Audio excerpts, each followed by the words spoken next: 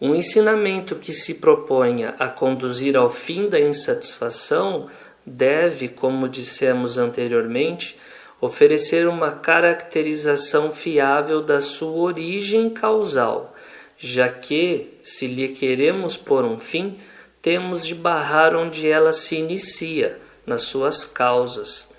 Esta eliminação das causas requer um profundo conhecimento do que são e do modo como atuam. Por isso, o Buda dedica uma significativa parte do seu ensinamento a clarificar a verdade da origem de dukkha. Ele localiza a origem no nosso próprio interior, numa enfermidade primordial que impregna o nosso ser, causando a perturbação nas nossas mentes e envenenando nosso relacionamento com os outros e o mundo. O sintoma desta enfermidade é observável na nossa propensão para certos estados mentais nocivos, chamados de kilesas em Pali, e normalmente traduzidos por contaminações. As contaminações elementares constituem o trio da cobiça, raiva e ilusão. A cobiça é o desejo ardente, o desejo egocêntrico por prazer e por possessões, a ânsia pela continuidade, a compulsão para reforçar o sentimento de ego com poder, status e prestígio. A raiva significa a reação negativa e manifesta-se como rejeição, aversão, irritação, condenação, rancor, inimizade, ira, violência. A ilusão, por sua vez, significa obscurecimento mental, a espessa camada de névoa que impede a compreensão clara.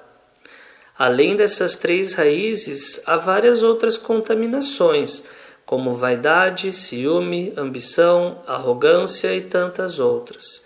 E de todas essas negatividades em seu conjunto irrompe dukkha, que se manifesta sob diversas formas, como dor e lamentação, medo e desgosto, perambulação através dos ciclos de nascimentos e mortes.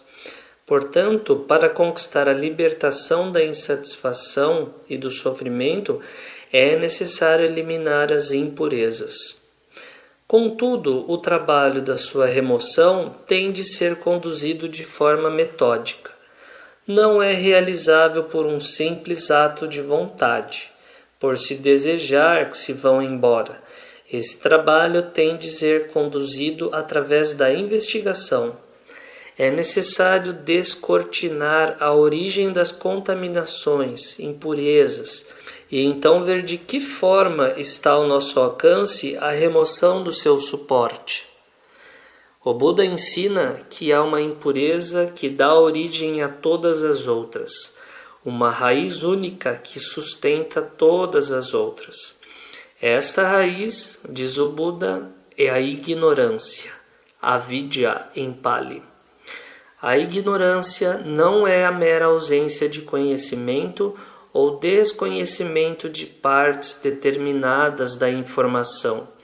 A ignorância pode coexistir com uma vasta acumulação de conhecimento organizado e, ao seu modo, altamente especializado e fundamentado. Como raiz básica de dukkha, a ignorância é a cegueira original que envolve a mente. Por vezes, a ignorância atua de modo passivo, simplesmente turvando a compreensão lúcida.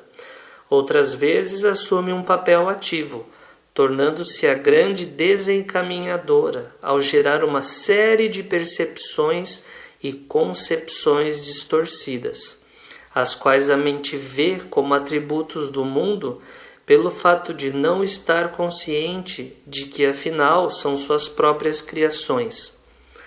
É nessas percepções e visões errôneas que se situa o terreno que alimenta as impurezas. A mente vislumbra uma possibilidade de prazer, aceita-a sem questionar, e o resultado é o desejo obstinado. ou a nossa fome por gratificação é frustrada, surgem obstáculos e irrompe a ira, aversão. Ou agrilhoamo-nos em ambiguidades, as nuvens da nossa visão, e afundamo-nos na ilusão. E deste modo descobrimos o berço de Dukkha, a ignorância dando origem à insatisfação. E enquanto essa base causal se mantiver, não estaremos livres dos perigos da insatisfação, do sofrimento, da imperfeição. Podemos continuar a sentir prazer e divertimento, prazeres sensoriais, prazeres sociais, prazeres da mente e do coração, mas independentemente da quantidade de prazer que possamos experimentar, independentemente de quão bem-sucedidos sejamos a ludibriar a sensação de insatisfação, o problema básico se mantém no âmago do nosso ser e continuaremos a mover-nos no seio do âmbito de Dukkha. Agora, bhikkhus, esta é a nobre verdade da origem do sofrimento. É esse desejo que conduz a uma renovada existência, acompanhado pela cobiça e pelo prazer, buscando prazer aqui e ali, isto é, o desejo pelos prazeres sensuais, o desejo por ser existir, o desejo por não ser existir. Se esse desejo pegajoso e grosseiro o submete no mundo, suas tristezas irão crescer como o capim após a chuva. Se no mundo você submete esse desejo pegajoso que é difícil de escapar, as tristezas se esvairão como gotas de água de um lótus. Tal como uma árvore, embora cortada, brota outra vez se as raízes permanecerem intactas e firmes, da mesma forma, até que o desejo seja desenraizado, o sofrimento irá brotar repetidas vezes. Bhikkhus, paixão e cobiça pelo desejo por formas é uma corrupção da mente. Paixão e cobiça pelo desejo por sons, aromas, sabores tangíveis, por objetos mentais é uma corrupção da mente.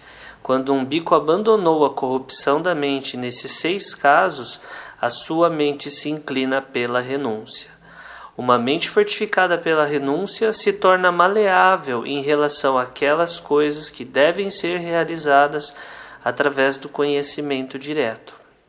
Bhikkhus, eu não concebo nenhum outro grilhão pelo qual os seres aprisionados seguem perambulando e transmigrando por um longo tempo como o grilhão do desejo.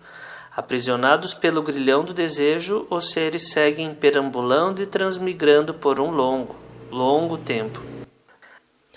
Sempre que alguém percepcione um objeto visual, som, odor, sabor, impressão corporal ou um objeto mental, se o objeto for agradável, sentirá atração. Se o objeto for desagradável, sentirá repulsa. Assim, qualquer tipo de sensação que seja experimentada por alguém, agradável, desagradável ou neutra, se a pessoa aprovar, acalentar e se apegar a essa sensação, ao fazê-lo surge o desejo. Mas o desejo por sensações é o apego. E é do apego que depende o presente processo de retorno, que depende o futuro nascimento, a decadência, a morte, a tristeza, lamentação, dor, angústia e desespero. É dessa forma que surge essa massa de sofrimento.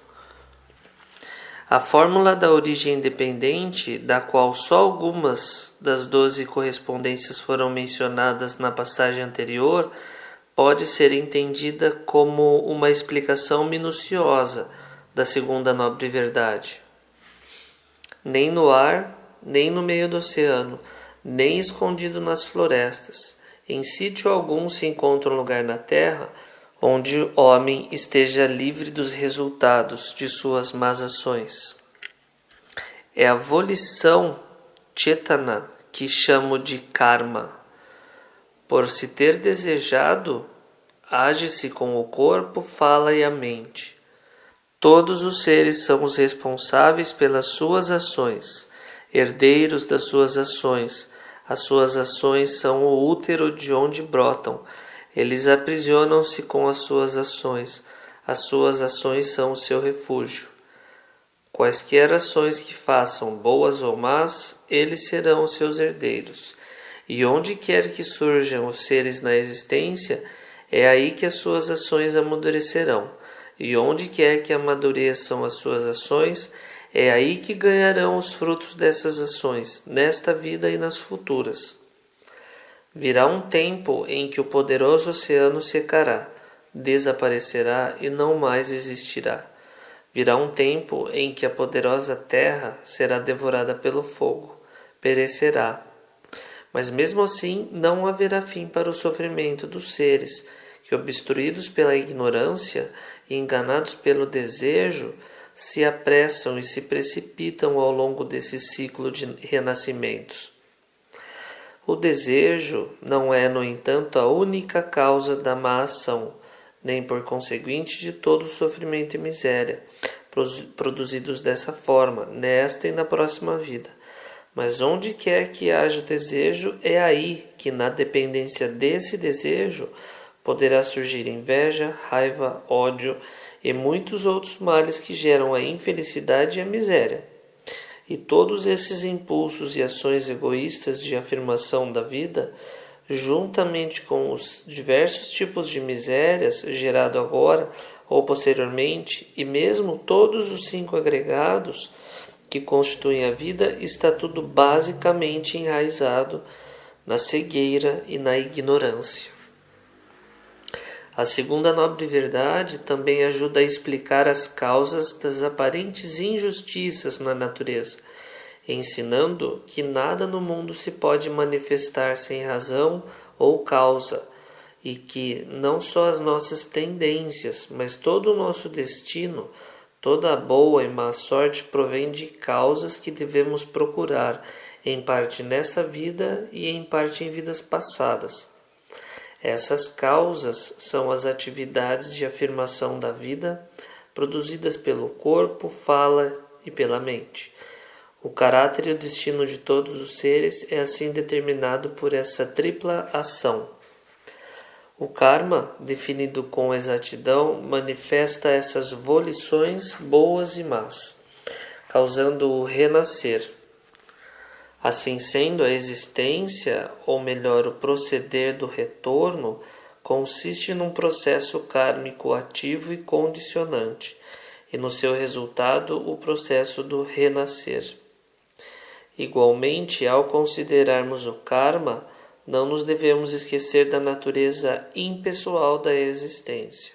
A segunda das 4 nobres verdades declara a origem ou causa do sofrimento, que o Buda identifica como desejo, tanha, em Pali, nos seus 3 aspectos: desejo pelos prazeres sensuais, desejo pela existência, isto é, de continuar a ser existir, e desejo pela não existência, isto é, pela aniquilação pessoal.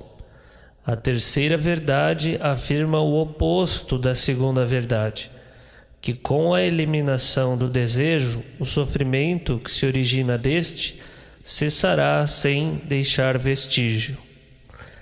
A descoberta feita pelo Buda do vínculo causal entre o desejo e o sofrimento explica a aparente característica pessimista que emerge de vários suttas no Madhyama Nikaya.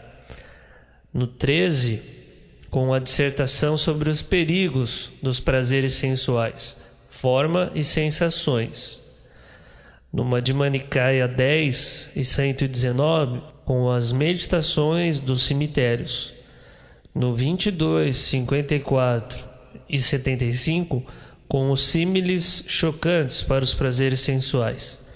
Esses ensinamentos fazem parte da abordagem tática do Buda para guiar os seus discípulos para a libertação. Por sua própria natureza inerente, o desejo surge e prospera onde quer que encontre algo que pareça ser prazeroso e delicioso. Ele prolifera através da percepção equivocada, a percepção dos objetos sensuais como prazerosos. E para romper o agarramento da mente pelo desejo, com frequência a exortação não basta. O Buda precisa fazer com que as pessoas vejam que as coisas que elas anseiam e perseguem com sofreguidão são na realidade sofrimento. E ele faz isso expondo os perigos escondidos por trás do seu exterior doce e atraente. Embora a segunda e a terceira nobres verdades tenham um valor psicológico imediato, elas também possuem um aspecto mais profundo revelado nos suttas. As duas verdades intermediárias, da forma como estão expressas na formulação geral das quatro nobres verdades, são de fato versões abreviadas de uma formulação mais extensa, que revela a origem e a cessação do cativeiro no samsara. A doutrina em que essa versão expandida das duas verdades é apresentada é chamada Paticca Samuppada, ou origem dependente. Na sua versão mais completa, essa doutrina explica a origem e a cessação do sofrimento representada pelos 12 fatores conectados, ou os 12 elos. Essa formulação, apresentada de modo esquemático, será encontrada no Majjhima Nikaya 38, na sua ordem de origem, e no Majjhima Nikaya 38, parágrafo 20, na sua ordem de cessação.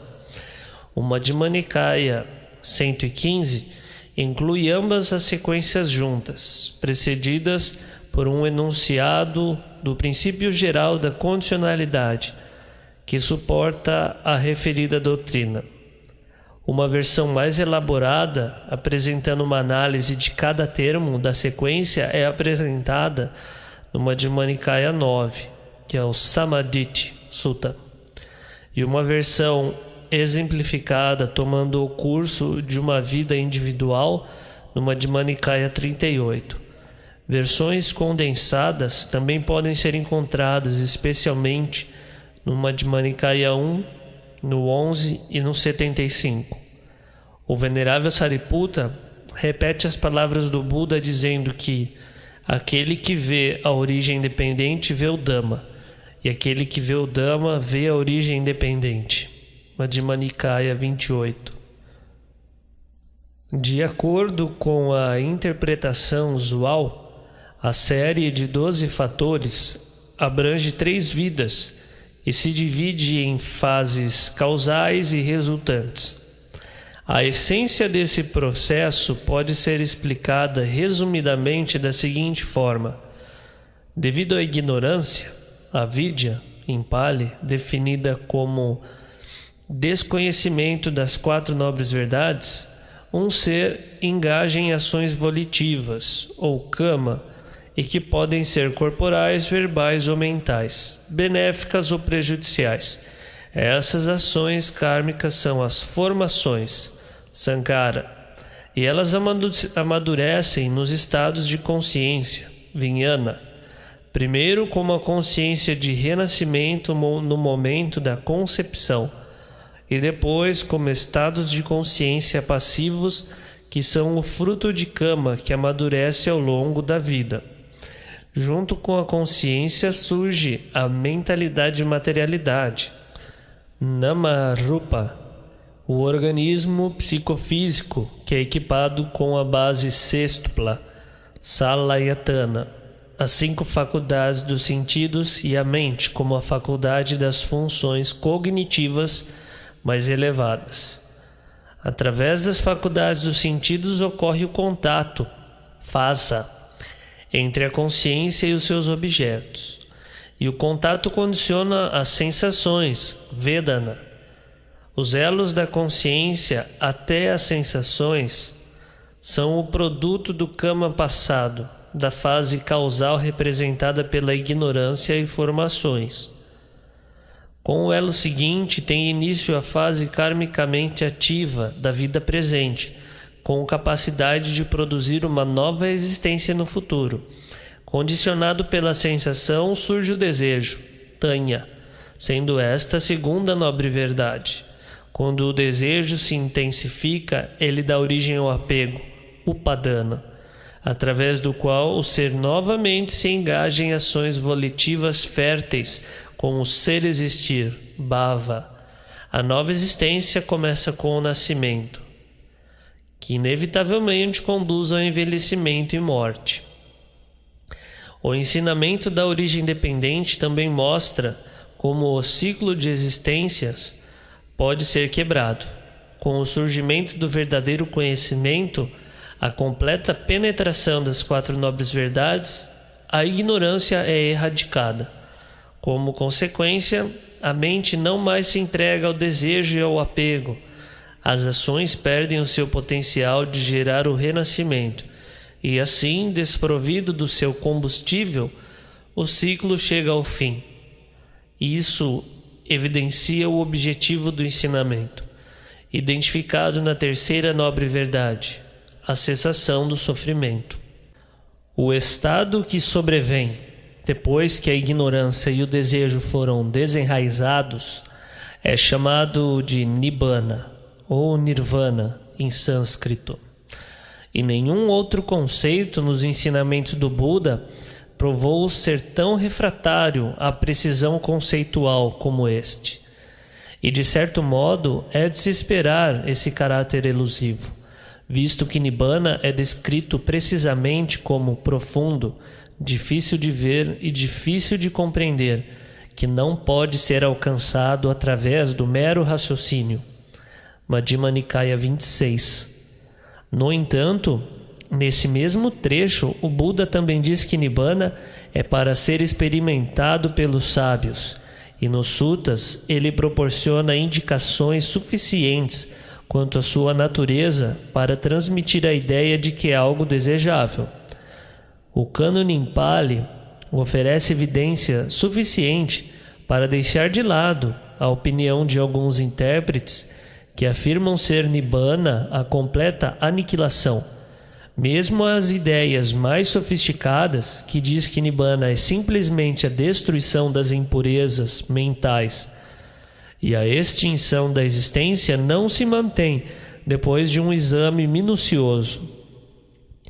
Provavelmente, o testemunho mais convincente contra essa ideia é o conhecido trecho do Udana, que declara sobre Nibbana que o que não nasceu, o que não veio a ser, o que não é feito, o que não é fabricado, cuja existência faz com que seja possível a emancipação do nascido, do que veio a ser, do feito, do fabricado.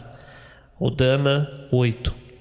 O Madhyama Nikaya caracteriza Nibbana de modo semelhante. É o que não nasce, não envelhece, não está sujeito à enfermidade, ou imortal, não está sujeito à tristeza, não está sujeito às impurezas, a suprema segurança contra o cativeiro, que o Buda alcançou na noite da sua iluminação. Madhyama Nikaya 26, parágrafo 18. A sua realidade preeminente é afirmada pelo Buda quando ele define Nibbana como o supremo fundamento da verdade, cuja natureza não é enganosa e que se classifica como a verdade nobre suprema. Madhyama Nikaya 140, parágrafo 26. Nibbana não pode ser percebido por aqueles que estão imersos na cobiça e na raiva, mas pode ser experimentado com o surgimento da visão espiritual, e através da fixação da mente nisso em estado meditativo profundo, o discípulo poderá alcançar a destruição das impurezas. Madhyama Nikaya 26, 75 e 64. O Buda não dedica muitas palavras à definição filosófica de Nibbana. Uma das razões é que, por ser Nibbana incondicionado, transcendente e supra-humano, não se adapta com facilidade às definições baseadas em conceitos que inevitavelmente estão presos ao condicionado, manifesto e mundano. Outra razão é que o objetivo do Buda é de natureza prática, conduzir os seres à libertação do sofrimento, e assim a sua abordagem principal na caracterização de Nibbana é estimular a motivação para alcançá-lo e mostrar o que deve ser feito para realizar isso. Para mostrar que Nibbana é desejável, como objetivo da prática, ele o descreve como a felicidade suprema, como o supremo estado de paz sublime, como aquilo que não envelhece, o imortal, desprovido de tristeza, como a suprema segurança contra o cativeiro. Para mostrar o que deve ser feito para alcançar Nibbana, para indicar que o objetivo implica uma tarefa específica, ele o descreve como o cessar de todas as formações, o abandono de todos os apegos, o fim do desejo, desapego, cessação. Acima de tudo, Nibbana é a cessação do sofrimento. Nibbana é a denominação para a libertação transcendente e singularmente indescritível, que é o objetivo final dos ensinamentos do Buda. Definido em função do que é. Isto é a paz, isto é o sublime, isto é, o silenciar de todas as formações, o abandono de todas as aquisições, a destruição do desejo, desapego, cessação, Nibbana. Não existe fogo como a paixão, nenhum crime como a raiva, nenhuma dor como os agregados, nenhuma felicidade mais sublime que a paz de Nibbana. Fome é a pior doença, formações a principal dor. Para aquele que conhece essa verdade como na realidade ela é, Nibbana é a felicidade suprema. Saúde, o maior ganho, contentamento, a maior riqueza, uma pessoa confiável, o melhor presente. Nibbana, a felicidade suprema. Os sábios, sempre absortos em jhana, perseverando firmes no esforço, eles experimentam Nibbana, a libertação incomparável dos grilhões. E em função do que não é, existe aquela esfera em que não há nem terra, nem água, nem fogo, nem ar, nem a esfera do espaço infinito, nem a esfera da consciência infinita, nem a esfera do nada, nem a esfera da nem percepção, nem não percepção, nem este mundo, nem o próximo, nem sol, nem lua. E lá eu digo, não há vir, nem ir, nem permanecer, nem desaparecimento, nem surgimento. Não há fabricação, não é estabelecido, não desenvolve, sem suporte. Justamente isso é o fim do sofrimento. Existe, bicos, o que não nasceu, o que não é fabricado, o que não é condicionado. Se não existisse o que não nasceu, o que não é fabricado, o que não é condicionado, não haveria a situação na qual a emancipação do nascido, do fabricado, do condicionado seria discernida. Porém, precisamente porque há o que não nasceu, o que não é fabricado, o que não é condicionado, a emancipação do nascido, do fabricado, do que é discernida. É um trecho do Udana. Onde as estrelas não brilham, o sol não é visível, a lua não aparece, a escuridão não é encontrada. E quando um sábio e um brahmane, através da sabedoria, compreendeu isso de modo direto, então do material e do imaterial, do prazer e da dor, ele está liberto. E para um discípulo assim liberto, em cujo coração mora a paz, nada mais a acrescentar ao que já foi feito, e nada mais resta a ser feito. Tal como uma rocha de massa sólida inabalável ao vento, assim também nem formas, sons, odores, sabores, contatos de nenhum gênero, nem desejável ou indesejável, conseguirão perturbar um Arahat. Firme na sua mente, ele conquista a libertação. E aquele que refletiu sobre todos os contrastes nessa terra, que já não se deixa perturbar por mais nada no mundo, o pacífico, livre da raiva, da tristeza e da saudade, esse transcendeu o nascimento e a decadência. Para nos libertarmos da insatisfação completa e definitivamente, temos de eliminá-la pela raiz. E isso significa eliminar a ignorância. Mas como fazer para eliminar a ignorância? A resposta surge da natureza do seu oposto. Uma vez que a ignorância é o desconhecimento das coisas como elas realmente são, o que é necessário é o conhecimento das coisas como elas na verdade são. Não se trata de um mero conhecimento intelectual, conhecimento baseado em conceitos, mas antes um conhecimento perceptual, um saber que é também ver. A esse tipo de saber chama-se sabedoria, panya em Pali. A sabedoria ajuda a corrigir a ação deturpadora da ignorância. Ela habilita-nos a enxergar direta e instantaneamente as coisas como elas na realidade são, liberto do cenário gerado a partir de ideias, opiniões e dos julgamentos que as nossas mentes normalmente interpõem entre elas próprias e o real. Para eliminar a ignorância, necessitamos da sabedoria. Mas como pode a sabedoria ser adquirida?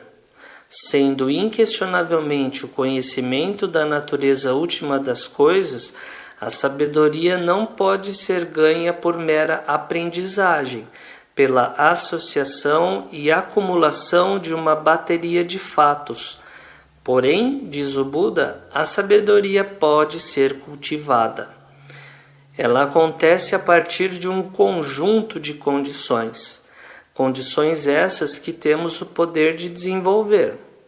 Essas condições são, na verdade, fatores mentais, componentes da consciência, os quais se adequam mutuamente, formando uma estrutura operativa que pode ser chamada de caminho.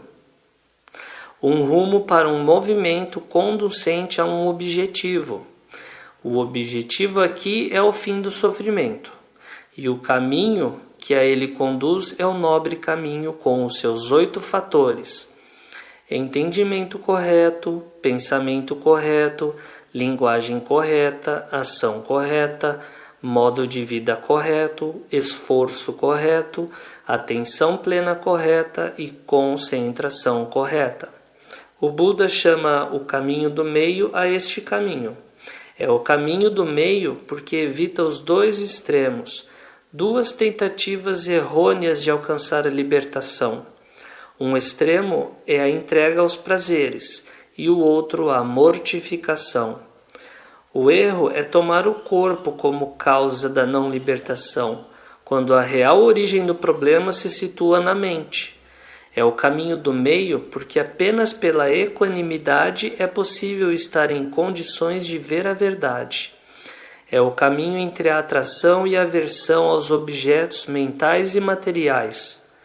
O caminho evita o extremo da entrega aos prazeres sensuais ao compreender a futilidade do desejo e ao enfatizar a renúncia.